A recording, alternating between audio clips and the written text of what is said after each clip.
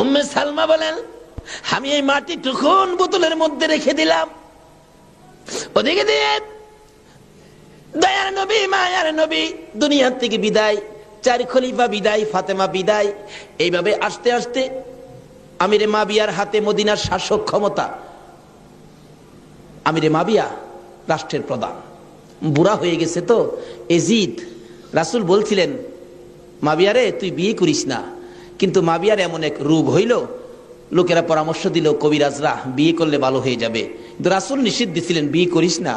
কিন্তু রাসূল তো জানতেন, কি বলেন, জানতেন কিনা, বিয়ে করিস না, কিন্তু বিয়ে করলেন। জন্ম হলো এজিদ।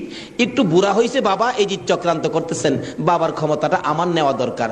কিন্তু এজিদ নবীর কথা মতো, নবীর প্রেম, নবীর ভালোবাসা এজিদের কাছে কখনো ছিল না। লোকেরা বলেন না, এইরকম একটা লোকের কথা আমরা মানতে পারি না, হাসাইনই তো আছে, আমরা হাসাইনকে মানবো। নবীজি ভবিষ্যৎবাণী করে দিয়ে গেছিলেন, আমি দুনিয়া থেকে বিদায়ের 30 বছর পর হাসাইন ক্ষমতায় আসবে, হাসাইনকে মানুষ ভালোবাসবে, কিন্তু এজিদ হাসাইনকে থাকতে দিবে না। যাই হোক, লম্বা ঘটনা।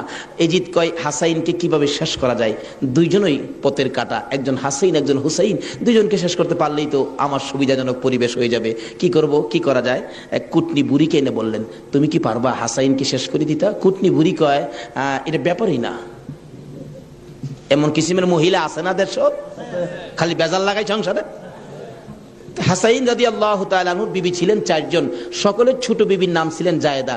জায়েদার হাতে শরবত খাইতেন সবসময়, তার হাতে শরবত খুব সুন্দর হতো আর কি, শরবত খাইতেন। হাসাইন ডাকতেছেন, জায়েদা শরবত দাও। শরবত দিলেন জায়েদা। দেখলো কুটনি বুড়ি জায়েদারে দিয়ে এই কামটা বানাই দিব। হাসাইন শরবত খায়া চলে গেলেন। বলেন, জায়েদা হাসাইন কি তোমার হাতে সবসময় শরবত খায়? প্রত্যেক দিন আমার খুব ভালোবাসে, আমার হাতে শরবতটা খায়, আর কেউর হাতে খায় না, আমার হাতে শরবত নাকি খুবই ভালো। হ্যাঁ। কুটনি বুড়ি কয়, তোমার তো শরবত খায় কিন্তু তোমাকে ভালোবাসে না। কি বলো? আমি জানি ভালোবাসে। কই, তুমি জানলে কি হবে, আমরা দূরের থেকে যা দেখি তোমার সবচেয়ে কম ভালোবাসে। একটা কাম করো, মেয়েরা কিন্তু খুব সরল মানুষ, সহজে বুঝ মাইনা যায়। একটা কাজ করো, কি, আমি বিষ দিয়া যামু, বিষ খাওয়াইয়া হাসাইনকে মাইরা দাও, এজিদ হবে এদেশের প্রেসিডেন্ট, বাদশাহ, আর তুমি হবে রানী। সহজে বুঝ মানলেন, সরল মানুষ তো। বিষ দিলেন, শরবতের সাথে দিয়ে খাওয়াইলে। হাসাইন পিপাসিত, ক্লান্ত। জায়েদা শরবত দাও। শরবতের সাথে বিষ দিলেন, খাইলেন। খাওয়ার পরে বলতেছে, জায়েদা আজকে শরবতটা যেন কেমন কেমন লাগে, কি যেন গন্ধ করতেছে। জায়েদা বলেন, না তো কিচ্ছুই না, কিন্তু দেখা গেল কিছুক্ষণ পর হাত পাও গুলি অবশ্যই আসতেছে, সমস্ত চেহারা লীল হয়ে গেছে, খালি জিহ্বাটা নড়তেছে, 2টা চোখের পানি ছেড়ে দিছে। জায়েদা বুঝিছি, আজকে বুঝি নানার উম্মতের নাজাতের জন্য মায়ের দোয়া বুঝি আজকে কবুল হয়ে যাবে। জায়েদা রে, না না তোরে কিছু বলবো না, আমার ভাই হুসাইন কই? হুসাইনকে ডেকে ডেকে আমার পাশে আনো। হুসাইন খবর পাইয়া দৌড়াই আইসা দেখে বড় ভাইয়ের সমস্ত চেহারা সবুজ হয়ে গেছে। একটা চিৎকার মারছে, মা মা গো, তোমার দোয়া বুঝি আজকে কবুল হয়ে যায়। দৌড়ে যাইয়া হাসাইনের গলায় ধরছে, ভাই রে ভাই, কে তোমার এই অবস্থা করেছে? আমি হুসাইন তার প্রতিশোধ নিব। হাসাইন টাইনা টাইনা গলায় ধরে 2 গালে চুমাইতেছে, ছোট ভাই তো, বাইরে প্রতিশোধ নিস না, নানার উম্মতের জন্য মায়ের দোয়া কবুল হয়ে গেছে। হাসাইন একটা কথা তোরে বলে যায়, কিছুদিন পর তোর উপরও বিপদ আসবে রে, আমার মায়ের দোয়া তোর বেলায় তো কবুল হয়েছে। হাসাইন যেদিন বিপদে আসবে রে, কেউ তো তোর পাশে আসবে না রে হুসাইন। এদিন আমি তো ভাই কাছে থাকতাম, আমিও তো দুনিয়ায় থাকতেছি না। হুসাইন রে, বেশি বিপদে পড়ে যখন কলিজার মধ্যে অশান্তি লাগবে, দুনিয়ার কাউরে ডাকিস না, নানা নানা কইয়া ডাকিস, কলিজায় শান্তি পাব। হাসাইন দুনিয়ার থেকে বিদায়। জি চক্রান্ত করে হুসাইনকে কিভাবে মারা যায়, হাসাইনকে মদিনায় ফালাইয়া, হুসাইনকে তো মদিনায় মারা যাবে না, চক্রান্ত করে ইবনে জিয়াদকে ডাক দিলেন। কুফা নগরীর গভর্নর, তুমি একটা কাজ করো, আমি ডাকলে তো আসবে না, কুফা নগরীর মানুষ দিয়া তুমি ডাইকা নিয়ে আসো হুসাইনকে কুফায়। কুফায় আনার পর হুসাইনকে আমরা শেষ করে দিব, আর আমাদের পথের কাটা থাকবে না। ইবনে জিয়াদ বলেন, কথা তো রাইট, চিঠি পাঠাও। চিঠি পাঠাইতে পাঠাইতে 40,000 চিঠি মদিনায় পাঠাইছে। হুসাইন চিঠি দেখে মুরব্বীদের কি বলতেছেন চিঠি আসছে কুফায় যাইতে, যাবো কিনা বলেন? মুরব্বীরা চিঠি দেখে বলেন, হুসাইন রে, কুফার চিঠির রং ভালো দেখা যায়, কুফার তরবারির ব্যবহার ভালো হবে না। হুসাইন, আমরা অন্তত পক্ষে তোমাকে যেতে দিব না, হাসাইনের ব্যথাই তো আমরা বলতে পারি না, তোমাকে যেতে দিব না। 40,000 চিঠি। বলুন কয় হাজার চিঠি? মুরব্বীরা বলে এত চিঠি আছে, দাঁড়াও দেখি একটু পরামর্শ করে। একটা মিটিং করলেন, হুসাইনের পক্ষ থেকে কুফায় তোমরা কে যাইবা? আমাদের নিজেদের লোক যায়। হুসাইন পক্ষ থেকে একটা লোক কুফায় যায়, নিজেদের লোকের কোনো খবর যদি পায় তাহলে আমরা হুসাইনকে যেতে দিব, ও তাদের কথায় হুসাইনকে দেব না, আমরা নিজেরা পরিবেশ বুঝবো। কে যাইবা?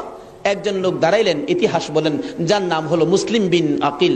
মুসলিম বিন আকিল দাঁড়ায় বললেন, আমি যাব হুসাইনের পক্ষ থেকে। তার 2টা বাচ্চা ছিল, মোহাম্মদ ইব্রাহিম, সোনার পুতুলের মতো 2টা বাচ্চা, ছোট ছোট। বলে, আব্বা আপনি যদি চলে যান তাহলে আমরা তো মা নাই, আমরা কার কাছে থাকবো? তাদের মা মারা গেছে, কই থাকবো আমরা? তাইলে তোমরাও চলো। 3 জনের কাফেলা করে কুফা নগরীতে গিয়ে পৌঁছলেন হুসাইনের পক্ষ থেকে। হুসাইনের পক্ষের লোক পায়া কমপক্ষে 30,000 লোক হুসাইনের নামের উপর মুরিদ হইলেন, বাইয়াত গ্রহণ করলেন। ভাই সাহেব, বাইয়াত হওয়া, মুরিদ হওয়া সুন্নাত রাসূল। আবার কেউ কেউ আছে মুরিদ বাইয়াত লইয়া টিটকারি মস্কারি করে।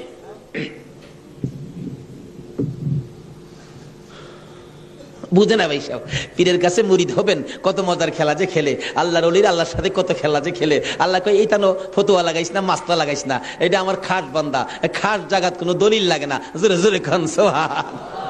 এক আলেম গেছে মুরিদ হইতো, হক্কানি এক পীর সাহেবের কাছে, এক আল্লাহর ওলির কাছে গিয়া, হুজুর মুরিদ হইতে আইছি। আলেম কইতেছে, বাবা মুরিদ যে হইতে আইছো, মুরিদ হইলে তো পীরের কথা মানুন লাগে। হুজুর পীরের কথা তো মানতে হবে, মানবো। তাহলে শোনো, আজকে তুমি এশারের নামাজটা পড়তে পারবা না। আচ্ছা, এই কথা কইলে কি আপনারা মানবেন? হগল পীরে কয় নামাজ পড়তে হইব, আপনি কোন নামাজ পড়তে পারবে না। আরে বাবা, সব সময় তো তুমি পড়বা, আজকের এশারের নামাজটা খালি তুমি বাদ দিবা। অন কেন কইছে এটা তো শরীয়ত আর বুঝে না, কিন্তু মারফতলা তো জানে এর মধ্যে কিছু আছে। বলবো ভাই সাহেব, কষ্ট হইতেছে আপনাদের? হুজুর কোন কি? হ্যাঁ, আজকে এশারের নামাজটা পীরের কথা মানবা না? তা তো মানতে হবে। আচ্ছা ঠিক আছে, বাড়িতে যার কয় নামাজ যদি বাড়িতে পড়ে লাই, আপনি কি হুজুর দেখবে? আমি তো সেই। আচ্ছা, যে বেটা পীর হয়েছে এই বেটা কি খবর রাখে না? রাখে না? এই চিটাগাঙ্গের পীর আমরা ভৈরবের খবর রাখতে পারে না? বুঝে আসে না? যেমন সহজে বুঝতে গেলে একটা ঘটনা বলতে হয়, বলবো? আপনারা কচ্ছপ চিনেন? আপনারা কি করেন? এটা আরো কোন নাম আছে? কচ্ছপ কয়, কাসিম কয়, আমাদের এলাকায় কাট্টাও কয়। কাট্টা, কসম, কাট্টিম যা আছে সব ঘুরে গেরা জিনিস একটা, ওই কি কর? এই কাট্টা নাকি কচ্ছপ নাকি বর্ষাকালে পানির সাথে গ্রামে গঞ্জে, গ্রামের বাড়ি ঘরে যায় পানির সাথে আশ্রয় নেই, আসার সময় মাটির নিচে ডিম পাইরে আসে। কথাটা কি বুঝাইতে পারতেছি? মাটির নিচে ডিম পাইরে আসে, আসার সময় ডিমেরে বইলে আসে, তোর জেডার সাথে আই পড়িস। কার সাথে আইতো? জেডা হইল জ্যৈষ্ঠ মাস। জ্যৈষ্ঠ মাসে প্রচন্ড বৃষ্টি হয়, তো বৃষ্টির পানিতে মাড়ি কাইটা যা, মাড়ি কাইতে গেলে ডিম ভাইরিব, বাচ্চা ফুটবো, এই কয়ে দেয় যে তোর যারার সাথে আই পড়িস। এই 3.5 মাইল দূরে ডিম পাইরা বইলে আইছে, যারার সাথে আই পড়িস। ডিম তো ফুটতেই তো না। 3.5 মাইল দূরেতে আপনাদের কর্ণফুলী নদীর থেকে গিয়া ওই মাঝে মাঝে 3.5 মাইল ভিতরে ডিমের দিকে শীষ ধরে। 3.5 মাইল দূরের থেকে একটা কচ্ছপ যদি ডিমের উপরে তা দিয়া ডিমের বাচ্চা ফুটাইতে পারে, আল্লাহর বন্ধুরা 3,500 মাইল দূরে থাকলেও একটা মুরিদের দিকে এই নজর দিতে পারবে কিনা কোন? তো 3.5 মাইল দূরেতে ডিমের দিকে তা দেয় শীষ ধরে, এই তাই ডিম ফুইটা জ্যৈষ্ঠ মাসও জেডার লগে পানির সাথে বাইসাই। এই ক্ষমতা আল্লাহর ওলিদের আছে কিনা বলুন তো? এটা কে দিছে? আরো জোরে কোন? সে আল্লাহর ওলি বলছেন, বাবা আজকে এশারের নামাজটা পড়িস না, যা যার কয় হুজুর পড়তাম না তো কইলেন আপনার সাথে, বাড়িতে গিয়ে পয়রা লাইলে কি আর আপনি দেখবেন? আল্লাহর ওলি দেখবে কি না?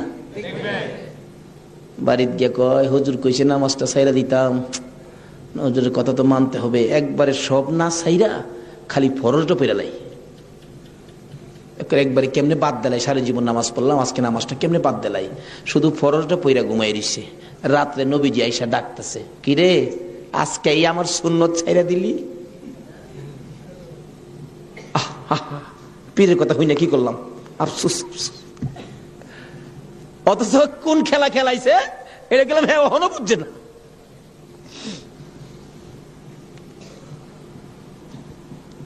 সকালবেলা ফজরের নামাজ পড়া মনের দুঃখ খুলে যাইতেছে পীর সাহেবের কাছে। পীর সাহেব দূরে থেকে কয় কি ফেস বুঝি লাগছে, তাহলে বুঝা গেল খবর পীর সাহেবের কাছে।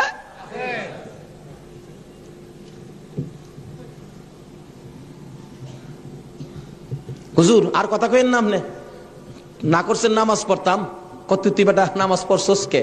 আরে কই কি আমি নামাজ পড়ছি না পড়ছি আপনি জানেন কেমনে? বেটা খালি সুন্নতটা বাদ দিছস, তোর খেয়াল নাই ফরজটা যে পড়ছস আমি কি জানি না মনে করছস? হুজুর বাইরে লাইছে। হুজুর কি ফেস হয়েছে জানেন কি? আমি খালি আপনি তো কইছেন নামাজ পড়িস না, একবারে কেমনে বাদ দে, আমি ফরজটা পড়ে ঘুমাই রয়েছি, সুন্নতটা পড়ি নাই, এই জন্য রাত্রে আইসে হুজুর আমারে ডাকতেছে নবীজি, কিরে আজকে আমার সুন্নত বাদ দিলাইলি? হুজুর এই সর্বনষ্ট হইছে। নবীজি এসে ডাকতেছে, আল্লাহর ওলি কয় বেটা এইটার লেগিতে কইছিলাম আজকে যদি ফরজটা সহ ছাইরা দিতে, আজকের নামাজটা খালি ছাইরা দিতে, সুন্নতটা বাদ দিও না, নবীজি আইসা তোরে ডাকতেছে, যদি ফরজটাও বাদ দিতে আমার কথায় আমার আল্লাহ আয়া তোরে ডাকলো। ভাই সাহেব এটা বুঝতে গেলে শরীয়তের মাদ্রাসার পরে মারিফতের মাদ্রাসায় ভর্তি হতে হবে। জানি চট্টগ্রামটা পীর মাসের দিক দিয়া বাংলাদেশের মধ্যে আপনারা উপরে আছেন, এই জন্য আমরা আপনাদেরকে শ্রদ্ধা করি। আল্লাহ হায়াত দেখ সকলকে, সকলে বলুন আমিন। যাই হোক ওইদিকে আমার আলোচনা না, আমার আলোচনা হলো কারবালা। যাই হোক কারবালার দিকে পৌঁছে গেছি, আধা ঘন্টা সময় দিতে রাজি আছেন না আপনারা? আসুন হাইরে কারবালা যাচ্ছি, এবার কারবালা। এবার চিঠি পাইলেন কয় হাজার? মুসলিম বিন আকিল চলে গেলেন, 30,000 লোক মুরিদ হলেন, বাইয়াত গ্রহণ করলেন। খালি কয় মুসলিম বিন আকিল হুসাইনকে কুফায় আনেন না, আমরা হুসাইনকে দেখতাম। তো কুফা নগরী বড় মসজিদে বসে মুসলিম বিন আকিল চিঠি লিখলেন, হুসাইন আর কোনো ভয় নাই, এখানে পরিবেশ আপনার জন্য পাগল, আসলেও পাগল, কিন্তু খারাপ তো খালি এজিদের বংশ। চিঠি পাওয়া মাত্র আপনি চলে আসেন। চিঠি গিয়ে পৌঁছে মহরমের 1 তারিখ। হুসাইন 6 মাসের শিশু আলী আসগর সহ মেয়ে পুরুষ মিলে 72 জনের কাফেলা নিয়ে রওনা হলেন কুফার দিকে, যেহেতু চিঠি পাইছে মুসলিম বিন আকিলের হাতে। ওদিক দিয়ে যেই চিঠি পাঠাইছে শুনছে ইবনে জিয়াদ এজিদের পক্ষের লোক আইসা সবাইকে সরিয়ে দিয়ে, লম্বা ঘটনা, মুসলিম বিন আকিলকে মসজিদের বারিন্দার মধ্যে ফালাইয়া গলায় ছুরি চালাইয়া জব করে দিলেন। মুসলিম বিন আকিলের 2টা ছোট্ট ছোট্ট বাচ্চা ছিলেন, মোহাম্মদ ও ইব্রাহিম। 2টা বাচ্চা 12 বছর 13 বছর, সোনার পুতুল। খবর পাইলেন বাবাকে জব করে দিয়েছে, দৌড়াইয়া পালাই রে জঙ্গলায় যায় লুকায়। 2 ভাই পরামর্শ করে, আমরা 2 ভাইকে যদি ধরতে পারে রে আমাদেরকেও জব করে ফেলবে, বাচ্চা মানুষ। এদিক দিয়ে ঘোষণা হলো মোহাম্মদ ইব্রাহিম মুসলিম বিন আকিলের 2টা সন্তান যদি মদিনায় চলে যায় খবর দিবে, হুসাইন তো আসবে না, 2টা ছেলেকে যে ধরে দিতে পারো 10,000 টাকা পুরস্কার। আমাদের হিসাব বললাম, লোকেরা তরবারি লইয়া ঘুরতেছে মোহাম্মদ ইব্রাহিমের তালাশে। ওই 2টা বাচ্চা পূর্ণিমার চাঁদের মতো চেহারা, সারাদিন লুকাইয়া থাকে, রাত্র হলে মরুভূমির পথ দিয়ে দৌড়ে আর কান্দে আর ডাকে, মদিনার পাখিরা রে আয়, মদিনার খবর, একটা খবর নিয়ে যা, কুফা নগরীর অবস্থা ভালো না, আমাদের বাবা মুসলিম বিন আকিলকে কুরবানি করে দিয়েছে, আমরা 2 ভাইকে খুঁজতেছে, রাস্তা পাই না, কোথায় যাব, হুসাইন যেন কুফায় না আসে, খবর নিয়ে যা। এভাবে 1 দিন 1 রাত, 2 দিন 2 রাত, 3 দিন পার হইয়া 3 রাত্রের বেলা 2টা ভাই একটা খেজুরের বাগানের মধ্যে বসেছিল, রাত্রে দৌড়াবে মদিনায় যাবে, কিন্তু পেটের খিদা, পানির পিপাসা, আর হাঁটতে পারে না। ছোট ভাইটা বড় ভাইয়ের গলায় ধরে কাঁদতেছে, ভাই কলিজা শুকাইয়া গেছে রে, একটা কাজ সামনে যাইতে পারবো না। 2 জন গলাগুলি করে খেজুরের বাগানের মাঝখানে ঘুমিয়ে গেছে। এই খেজুরের বাগানের মালিকের নাম ছিল হারেস। হারেস নিজেও তরবারি লইয়া ঘুরতেছে। সকালবেলা হারেসের বিবি যাই বাগান দেখবে, যাইয়া দেখে বাগানের মাঝখানে সাপ বিচ্ছুর ভয় থাকে, কিন্তু এই ভয়ের মাঝখানে দুইটা পূর্ণিমার চাঁদের মতো সন্তান ঘুমাইয়া রইছে। আস্তে আস্তে কাছে যাইয়া ছোট্ট ভাইটার মাথায় হাত দিলে চোখ খুলে দেখি কুফার মহিলা। চিৎকার মারছে, ভাই গো আর ঘুমাইস না, কুফাবাসী আমরার খবর পেয়ে ফেলছে, মদিনায় বুঝি আর যাওয়া হবে না। তুমি আমার মা লাগো, আমার মা নাই, বাবা নাই, আমরা মদিনার সন্তান, আমরা মদিনার আওলাদ, কুফাবাসীর কাছে আমাদের খবর দিও না। মহিলাটা বলতেছেন, মহিলাদের মায়া বেশি, আয় বাবা তোমাদের তালাশে, আমার স্বামীও ঘুরতেছে, এখানে থাকলে কেউ না কেউ তোমাদেরকে দেখে ফেলবে, আসো আমার বাড়িতে নিয়ে লুকাইয়া রাখি, সন্ধ্যা হলে আমি নিজে মদিনায় লইয়া যাইব। মা বোনেরা, এমন একটা ভালোবাসা দাও না গো এই মহরমের চাঁদে। সন্ধ্যা হইবার আগে বাচ্চা দুইটা রান্না করে রাখছিল। ছোট্ট ভাইটা ঘুম থেকে উঠে বসে বসে কান্দে, মা মা কইয়া। বড় ভাইটা ঘুম থেকে উঠে দেখে, কান্দিস না রে, কান্দার আওয়াজ শুনলে আমাদের জীবন থাকবে না। এমন সময় হারেস দৌড়াই আসছে ঘরের মধ্যে খানা খাওয়ার জন্য। খানা খাইতে বসে ডাকতেছে, বিবি গো জলদি করে খানা দে, কে জানি পুরস্কারের বাগি হইয়া যায়। এমন সময় রান্না করে কান্দার আওয়াজ শুনলে ডাকতেছে, বিবি রান্না করে কে কান্দে? বিবি বলেন, তোমার ঘরে নয়, অন্য ঘরে কান্দে। বিবি রে, আমার ঘরে কান্দার আওয়াজ শোনা যায়। বিবি মিথ্যা কথা কোস, আমার ঘরে কান্দা। বিবি বলেন, তোমার ঘরে নয়, কুফাবাসীর সন্তানেরা কান্দে। হারেস বলেন, বিবি রে, কুফাবাসীর কান্দা এত সুন্দর না। বাসন ধাক্কা দিয়ে সরাইয়া তরবারিটা লইয়া ওইটা দাঁড়াইলে বিবি পিছন দিয়ে আঞ্জায় ধরেছে, স্বামী আর সামনে যাও না, হে মদিনার ময়নাদের গলায় চুরি দিও না। তোমার যদি মারতে চাই গো স্বামী, আমার গলাটা পেতে দিলাম, আমার গলাটা কাইটা দাও। না না, মানবো না। দৌড়া যাইয়া রান্নাঘরের দরজায় দাঁড়াইয়া দেখে দুইটা পূর্ণিমার চাঁদ উদয় হইয়া রইছে। তরবারিটা দেখে ছোট্ট ভাইটা চিৎকার মারছে, বাবা গো খইয়া। বড় ভাইটা কান্দে, কান্দিস না, আমার বাবা গেল যেইভাবে রে, আমরাও যাইব সেইভাবে। এইভাবে যারা জীবন দিয়েছে সেটাই হলো আমার আল্লাহর রাস্তা। দুই ভাইকে ধরে মুরগির বাচ্চার মতো শেষরাইয়া বাহির করে যাইতে যাইতে যাইতে যাইতে একটু পরে পরে ছোট্ট ভাইটা জিগায়, হারেস রে, আমরা মেরে ফেলবে রে, মারিস নাই, আমরার মা নাই, আমরার বাবা নাই। আকাশের দিকে তাকাইয়া ডাকে, আরে আকাশের পাখিরা রে, আর একটা খবর নিয়া হুসাইনের কাছে পৌঁছে দে, হুসাইন যেন কুফাই না আসে। রওনা হলেন, যাইতে যাইতে সন্ধ্যা হয়ে যায়। পুরাত নদীর কিনার দিয়ে যাচ্ছে। হারেস ভাবতেছে, দুইটা সন্তান, দুইটা ছেলে জীবিত যদি নিয়ে যায়, আমার চেয়ে শক্তিশালী কেউ আয়সা যদি আমার কাছ থেকে নিয়ে যায়, পুরস্কার আমি পাবো না, বরঞ্চ জব করে দুইটা মাথা খালি নিলেই তো হয়। দুইটা ভাইকে জব করার জন্য প্রস্তুতি নিলে ছুরির দিকে তাকাইয়া তাকাইয়া বাচ্চারা কান্দে। ছোট্ট ভাইটাকে জমিনে শোয়াইছে, গলাটা কাটবে, লাফ মেরে উইটা গেছে। বড় ভাইটাকে শোয়াইছে, উইটা গেছে। আবার জোর করে জমিনে শোয়াইয়া ছোট্ট ভাইটাকে বুকের উপর পাড়া দিয়া ধরছে, মাথার মধ্যে চাপা দিয়ে ধরে গলাটাই ছুরি চালাবে, ছুরির নিচে তাইকা কাঁদতেছে, হুসাইন আইসো না গো, কারবালায় আইসো না, এই কুফা নগরীতে আইসো না, কুফার মানুষের তরবারির ব্যবস্থা ভালো না। গলা কেটে দিলেন বড় ভাইটারে, গলা কেটে দুইটা ভাইকে দুই দিকে ধাক্কাইয়া পুরাত নদীতে ফেলে দিলেন, মাথা ছাড়া বডিখানি ফেলে দিয়ে মাথা রুমালের প্যাকেট করে রওনা হলে শুনে পিছন দিয়ে আবার ডাকতেছে, হারেস রে, আমরা দুই ভাইয়ের মারিস না। হারেস বলেন, মাথা কেটে নিয়ে আসলাম। আবার ডাকে কে? পিছনে যাইয়া দেখে দুই দিকে দুইটা বডি লাশ ছিল। দুইটা ভাই আবার একসাথে হইয়া এক ভাই আর এক ভাইয়ের আঞ্জাইয়া ধরে রাখছে। আমার আল্লাহ বলেছে, আমার রাস্তায় যারা জীবন দেয় রে, তারা মরে না, তারা মরে না রে, তারা জীবিত। এই দুই ভাই প্রমাণ করে দিলেন তারা জীবিত। ওদিকে যায় না, ওদিক দিয়ে যাইতেছে, এজিদের দরবারে পুরস্কার আনবে, এদিক দিয়া ইমাম হুসাইন 72 জনের কাফেলা লইয়া গো আস্তে আস্তে কারবালার জমিনে এসে পৌঁছে সন্ধ্যা হয়ে যায়। রাস্তা চিনে না। হুসাইন বলেন তাবু গাড়ো, সকালবেলা কুফার দিকে রওনা হব। তাবু গাড়তে গেলে জমিনে কূপ দেয়, মাটির থেকে রক্ত বাহির হয়। গাছের ডালে আঘাত করে, গাছের ডাল থেকে রক্ত বাহির হয়। সঙ্গীরা বলেন হুসাইন ব্যাপারটা বুঝতে পারতেছি না। হুসাইন বলেন রাখো রাখো, এখানে গিয়ে কি কাউরে পাই কিনা জিজ্ঞেস করলেন এই জায়গাটার নাম কি। একজন লোক বলেন আপনারা কোত্থেকে আসছেন? আমরা মদিনার থেকে আসছি।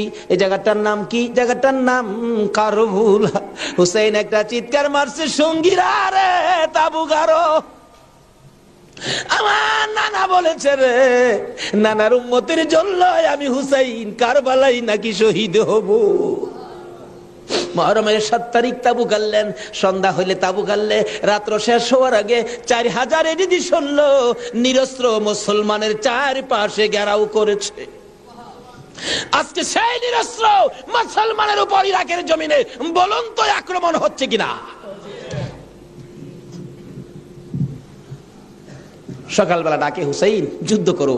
হুসাইন বলেন আমি তো যুদ্ধ করতে আসি নাই, বেড়াইতে আসছি। যেতে দেখো চিঠি পাই আসছি বেড়াইতে, কোনো কথা মানবো না, যুদ্ধ করো।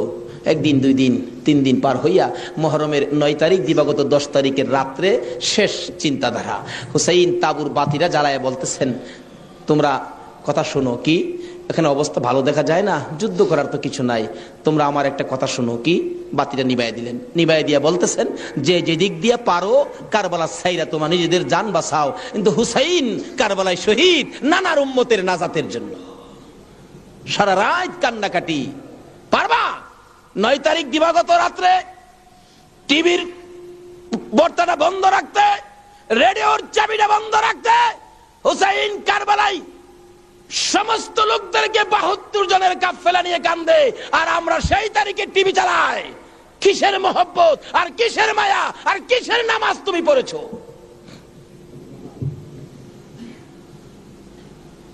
যদি কথা দিতে পারো 9 তারিখ দিন গিয়া রাত্রে টিভি আর চালাবো না, আর গান বাজনা করবো না, হুসাইন তোমার জন্য ওই ফুলসিরাতের কিনারে দাঁড়ায় থাকবে।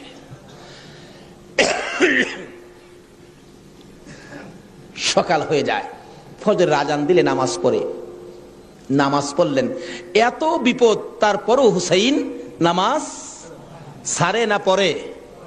তাহলে বোঝা গেল এই নামাজ ছাড়া গেলে হুসাইনকে পাবো না। নামাজ পড়ে কোরআন শরীফ পড়তে বসছেন, এমন সময় শাহার বানু 6 মাসের বাচ্চাটা নিয়ে ডাকতেছেন, স্বামী স্বামী গো 3 দিন পর্যন্ত খানা পিনা কিচ্ছু নাই তাবুতে, এই মরুভূমির গরমের তাপে বাচ্চাটার কলিজা পর্যন্ত শুকায় গেছে, দেখো জিহ্বাটা নাড়াইতে পারতেছে না, 6 মাস কথা বলতে পারে না, তো একটু পানি যদি খাওয়াইতে পারো মনে হয় বাচ্চাটা বেঁচে যাবে, না হয়তো বাচ্চাটা মরে যাবে। হুসাইন কয় দাও দাও দাও, কোলে নিয়ে কাঁদতেছে আর ডাকতেছে, এই দিদি সৈন্যরা রে, এরকম বাচ্চা তো তোদেরও আছে, দুষ করলে আমরা করছি, এই তো কোনো দুষ করে নাই, একটু পানি বাচ্চাটারে দে, আমার নানা না হইলে কিচ্ছুই হইতো না, এই পানি হইতো না, আজকে আমার নানার আওলাদ মারা যাবে পানির জন্য, একটু পানি দে, অনুরোধ তোদের কাছে একটু পানি বাচ্চাটারে দে, আমাদেরকে দরকার নাই, বাচ্চাটারে দে। এভাবে ডাকতেছে আর যাইতেছে। দূর থেকে একটা এরিদি সৈন্য হুসাইনের দিকে লক্ষ্য করে তীর মারলেন, তীর আইসা হুসাইনের গায়ে তো লাগলো না, হুসাইনের কোলে 6 মাসের শিশুর কলিজাটার মাঝখান দিয়ে তীর ঢুকে গেছে। আলী আসগর বাবার মুখের দিকে তাকাইয়া জিহ্বাটা বাহির করে দিছে, 2টা চোখ উল্টাইয়া চোখের পানি ছেড়ে ছেড়ে বুঝাইতেছে, বাবা গো মায়ের কাছে বলে দিও আর জীবনে পানি চাইতাম না। হুসাইন বলেন টান দিয়ে তীরটা যখন খুলে ফেললাম, তীরের আগার মধ্যে আমার বাবার কলিজা সিরা আইসা পড়ছে। মৃত শিশু কুলে লইয়া তাবুর পাশে যাইয়া লম্বা ঘটনা ডাকতেছে, ও শাহার বানু কোথায়? কেন?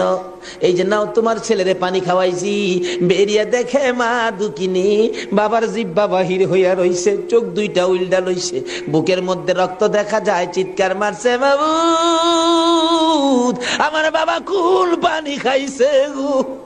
এই জমিনে যে নবীর জন্য সব বানাইছো সেই নবীর উম্মত পানি পায় না, তীর খায়া মরে আর কলিজা মানে না। এইভাবে কাঁদতেছিলেন। মুহররমের 10 তারিখ সকালবেলা আলী আকবর 18 বছরের পালোয়ান দৌড়াই আসছেন। মা কেন কান্দো? দেখাইলেন, দেখো তোমার 6 মাসের ছোট্ট ভাইয়ের অবস্থা। আলী আকবর দেখে আর সহ্য করতে পারে না, রক্ত হাতে নিয়ে বলতেছেন, মাবুদ গো, এ রক্ত সুই কসম খাইলাম এটি দিয়ে সৈন্যরে ছাড়বো না।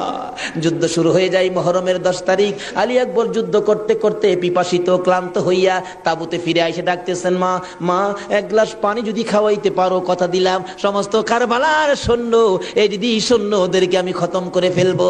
মা চোখের পানি ছেড়ে ছেড়ে বলেন, আলী আকবর রে, পানি যদি থাকতো তোর ভাই কি তীর খায়া মরতো? নাই রে বাবা, পানি নাই, পানি নাই। মায়ের পায়ে সালাম করলেন আর চোখের পানি ছেড়ে দিলেন। মা মা গো, বিদায় দাও গো, দেখা হবে হাসরের ময়দানে। যাইতে যাইতে যাইতে যাইতে একটু যাই আবার ফিরে ফিরে চাই, মা বিদায় দাও, দেখা হবে হাসরের ময়দানে। মা দুইটা হাত বাড়ায় ডাকে, আর ফিরে ফিরে চাইস না রে বাবা, আর ফিরে চাইস না, সহ্য হয় না। যুদ্ধ করতে করতে আলী আকবর শহীদ। এইভাবে পুরুষ যারা ছিল সব শহীদ, শুধুমাত্র বাকি জয়নাল আবদিন বিমারি আর ইমাম হুসাইন। হুসাইন তরবারিটা নিয়ে পোশাক পরে তৈয়ার হলেন। জয়নাল আবদিন দাঁড়াইতে পারে না, পড়ে যায়। তারপরেও ডাকে, হুসাইন গো, তুমি যাইও না, আমি জয়নাল যাব। বিমারি উঠতে পারে না, তবু হুসাইনের পক্ষে যাইতে চায়। আর আমরা শক্তিশালী হইয়াও হুসাইনের পক্ষে যাইতে চায় না। এবার বলতেছেন, জয়নাল রে, তুমি যাইও না, তুমি যদি যুদ্ধের ময়দানে শহীদ হয়ে যাও, নবীর বংশের বাতি টুকুন কে জ্বালাবে? হুসাইন যুদ্ধে চলে যায়। লম্বা ঘটনা সংক্ষেপ করে দিলাম। মুহররমের 10 তারিখ যুদ্ধ করতে করতে তীরের আঘাত, বল্লমের আঘাত লাগে আর রক্ত জর্জর করে পড়ে, রক্তে জামা ভিজে যায়, গোড়ার পিঠ পর্যন্ত লাল হয়ে যায়। আরে রক্তে লালে লাল হইল কারবালার ময়দান। বলুন, রক্তে লালে লাল হইল। শহীদ হলো ইমাম হুসেন নবীর জানের জান, শহীদ হলো ইমাম হুসেন নবীর জানের জান। রক্তে লালে লাল হইল কারবালার ময়দান, হায়রে রক্তে লালে লাল হই। এজিদ সেনা সীমার এসে হুসাইনের বুকে বসে, এজিদ সেনা সীমার এসে হুসাইনের বুকে বসে, ছুরি দিয়ে কাটে গলা, বাঁচে না আর প্রাণ, ছুরি দিয়ে কাটে গলা, বাঁচে না আর প্রাণ। রক্তে লালে লাল হইল কারবালার ময়দান, হায়রে রক্তে লালে লাল হইল। দুধের শিশু আলিয়াস ঘরে পানি চাইলো মায়ের দ্বারে, দুধের শিশু আলিয়াস ঘরে পানি চাইলো মায়ের দ্বারে, পানি পানি বলে সে যে দিয়ে গেল প্রাণ, পানি পানি বলে সে যে দিয়ে গেল প্রাণ। রক্তে লালে লাল হইল কারবালার ময়দান, হায়রে রক্তে লালে লাল হইল। শহীদ হলো ইমাম হুসেন নবীর জানের জান, শহীদ হলো ইমাম হুসেন নবীর জানের জান। রক্তে লালে লাল হইল কারবালার ময়দান, হায়রে রক্তে লালে লাল হইল। বলতেছিলাম, হুসেন সমস্ত শরীর থেকে রক্ত ঝরে ঝরে দুর্বল হয়ে যায়, পানির পিপাসিত ক্লান্ত হইয়া গোড়ার থেকে নেমে যায়। পুরাত নদীর পুনার কিনারে যাইয়া একটু পানি হাতে নেয় খাওয়ার জন্য, হাতে নেয় পানি, হয়ে যায় রক্ত। হুসাইন কান্দে, মাবুদ গো, আমার নানা না হইলে কিছু হইতো না, আমার নানা না হইলে জগতের কিছু হতো না, পানিও হতো না। আজকে নানার বংশ, নানার আওলাদ পানি পায় না, আমি হুসাইন পানি খাবো না। এবার দৌড়া যাইয়া আবার চাইলেন গোড়ার উপরে উঠবো, যুদ্ধ করবে। হুসাইন গোড়ার উপরে উঠতে চায়, শরীর দুর্বল, গোড়ার উপরে উঠতে পারে না, বারবার চেষ্টা করে উঠতে পারে না। অবশেষে গুড়ার উপরে পিঠটার মধ্যে হাতটা দিয়ে মাথাটা ফালাইয়া কাঁদতেছে, বাবু আমার নানার উম্মতের জন্য মায়ের দোয়া বুঝি কবুল হয়ে গেছে। বহু চেষ্টা করলেন, ঘোড়ার পিঠের উপরে আর উঠতে পারে না। দৌড়া এসে সীমার ধাক্কা দিয়ে জমিনে ফালাইয়া বুকের উপর চড়ে বসছে। হুসাইন বলেন, সীমার রে, আমার নানা বলেছে রে কারবালায় শহীদ হব, আমার নানার উম্মতের মুক্তি পাবো। সীমার, আজকে জুমার দিন আমারে 2 রাকাত জুমার নামাজ পড়ার সুযোগ দে। ও নবীর উম্মতেরা, নবীর আশেকেরা, হুসাইনের আশেকেরা গো, এই 2 রাকাত নামাজ জুমার নামাজ ছাইরো না, আমার নবীর শাফায়াত নসিব হবে না। রক্তে লাল হইয়া যদি হুসাইন 2 রাকাত জুমার নামাজ পড়তে পারে গো, আজকাল থেকে কথা দিতে হবে জীবনে কোনোদিন জুমার নামাজ ছাড়তে পারবা না। জুমার নামাজ আদায় করতে সময়টুকুন দিলে নামাজ শুরু করে দিলেন। রুকু সিজদার কাজ শেষ করে তাশাহুদে বসে সালাম ফিরানের আগ পর্যন্ত কাছাকাছি বসে বসে এজিদি সৈন্যরা নামাজের ভিতরে প্রত্যক্ষদর্শীরা বলেন, এক একটা করে তীর মারে হুসাইনের গায়ে। ডান দিক দিয়ে যদি তীরটা মারতো, বাম দিক দিয়া বেরিয়ে যাইতো, সামনে দিয়া মারলে পিছন দিয়া বেরিয়ে যায়। এই কিসিমের তীর গো, নামাজের ভিতরে বাহুতুরটা তীর লাগাইছে। হুসাইন সালামটা ফিরাইয়া নানা গো কইয়া কালতে কালতে জমিনে গড়াগড়ি শুরু করে দিলে। নিষ্ঠুর পাষাণ এই যদি সৈন্যের সীমার গলা কাইটা মাথা আলাদা করে নিয়ে গেছে।